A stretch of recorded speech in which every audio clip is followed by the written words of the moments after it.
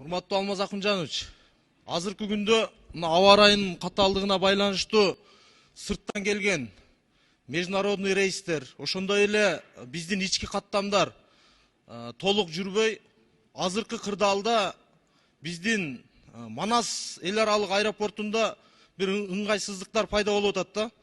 Себеби сырттан келген, ошол эле Дубай, Турция жана Москвадан келген 3-4 рейс Ошко кона албай, ушул саатта Манас эл аралык аэропортунда эл топтолуп 1000ден 2000ге жакын жүргүнчүлөр кыйналып турушат.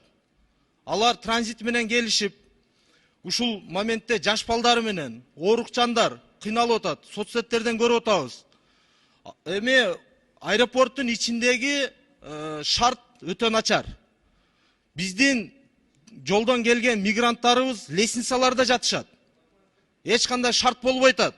Эми ал жердеги жана дюти фридеги тарифтерди баарыбызга маалым. Элементарный бир пирожки мисалы 50 сом, 100 сом болуп атат.